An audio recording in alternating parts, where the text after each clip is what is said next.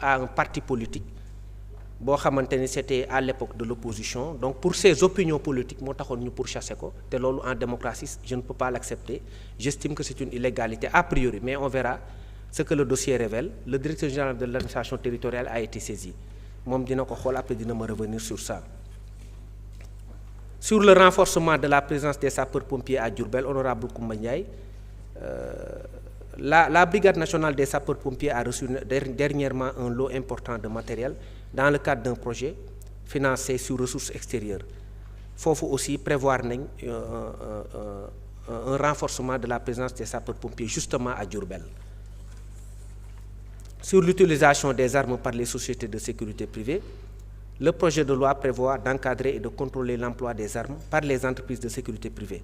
Il permet de prévenir les risques d'abus et de dérive liés à l'armement des agents. Avec ce projet, l'usage des armes reste exceptionnel. Parce que tam usage des armes mënuñu ko considérer comme exceptionnel comme ni ma ko waxee dans la doctrine du maintien de l'ordre pour les forces de défense ba pare di ko considérer comme quelque chose de tout à fait normal pour la sécurité privée. Loolu moo tax loolu aussi dañ koy encadrer. Ku ci yor arme da ngay am une autorisation de port d'arme après une formation aguerrie en la matière ñu doog a la jox une arme.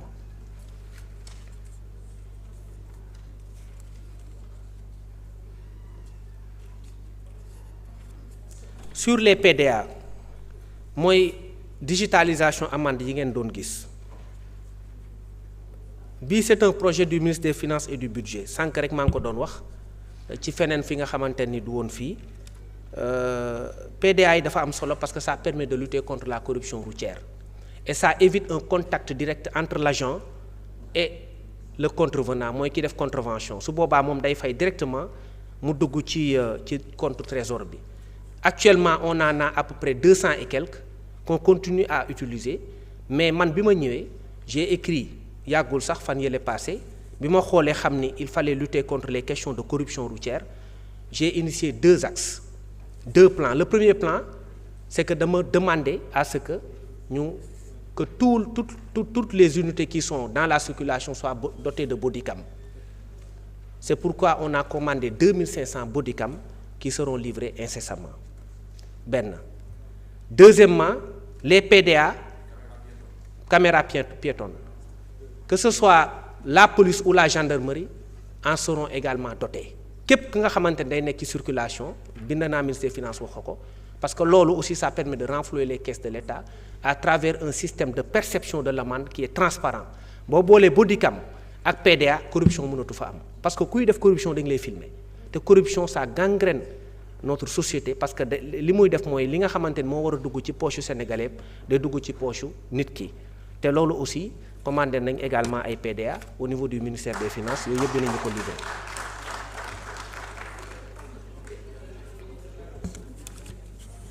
leneen li ma bëgg a compléter parce que ngeen baal ma àq ci ñi nga xamante ni peut-être yenn questions yi répondre uñ ci après dinañ ci ñëwaat bu leen ne vous gênez pas aussi comme ni ma leen wax rek. boo leen amee temps ngeen ñëw bureau ñu waxtaan ci wala ngeen bind ma après yenn question ñu purger ko. Honorable député Abdou Mbow, vous avez fait le parallèle entre l'affaire Bassirou Faye et l'affaire de l'étudiant qui est décédé, Abdoulaye Ba. Le parallèle n'est pas pertinent.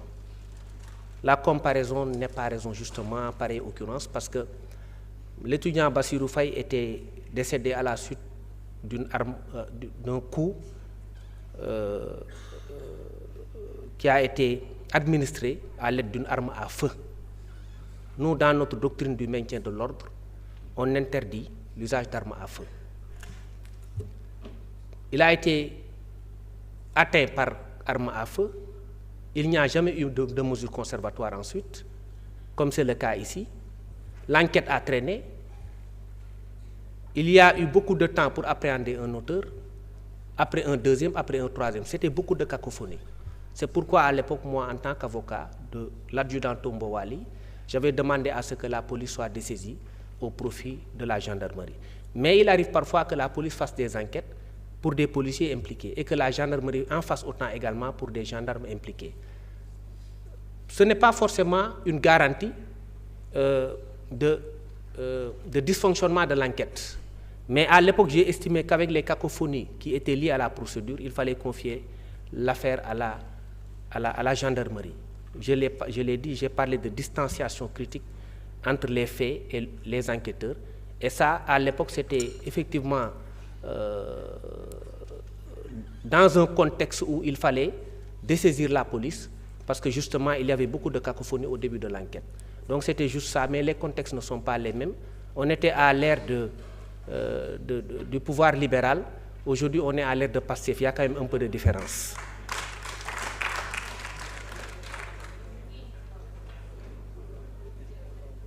Dans le cadre de ces faits qui ont été commis au niveau de l'université, moi, je suis resté dans ma position de principe. Man duma xeex pendant des années ay ci dëgg parce que même bi may nekk ci barreau bi yéen xam ngeen ma j'étais toujours, en tout cas li ma doon jéem mooy être toujours du côté de la vérité man loolu laa doon jéem donc du ma ñëw ba fii di changer position parce que dara jaral lu ma ko amul sens. li ma bëgg a wax mooy bi affaire yi amee dama ko regretter te dama dénoncer yenn affaire yi publiquement dama ne je dénonce toute violence ak fu mu mënti jóge. Le lendemain des faits dama saisir l'inspection des services de sécurité pour mu ubbi une enquête. Les premiers résultats sont tombés et j'ai pris des mesures conservatoires parce que moi je suis contre le principe même des excès en matière de maintien de l'ordre. Parce que j'estime que la violence d'État, comme le disait Max Weber, doit rester une violence certes légitime, mais pour moi ça devrait être une violence, quoique légitime, mais quand même mesurée. Quand on interpelle quelqu'un qui est sans défense, on n'a plus besoin de lui donner des coups inutiles. Ça ne sert absolument à rien. J'estime que c'est excessif et tout ce qui est excessif devient dérisoire. C'est pourquoi moi, depuis le départ, j'ai condamné un certain nombre de choses, par quelque bord où que cela puisse provenir, mais j'ai estimé que dans le cadre du maintien de l'ordre, il y a lieu d'être mesuré, de rester professionnel et de ne pas donner une mauvaise image de la police. La police a essuyé beaucoup de critiques, parfois fondées, parfois aussi quelque peu infondées. Parce que tous les policiers ne se retrouvent pas dans ce qui s'est fait. Il faut le dire. Tous les policiers ne se retrouvent pas dans ce qui se fait. L'écrasante majorité des policiers sont des gens qui sont vertueux et qui sont à cheval sur les règles. Moi, je l'ai dit, dans mon département, sous ma gouverne, sous ma coupole, en tant que ministre de l'Intérieur et de la Sécurité publique, il y a des choses que moi, je n'accepterai pas. Tout au long de mon mandat de ministre de l'Intérieur, il y a des choses que je ne tolérerai pas. Parce que pour moi, c'est une position de principe. Et c'est même contre nature pour moi de voir des gens maltraités dans un cadre qui dépasse même le simple maintien de l'ordre et de la sécurité publique.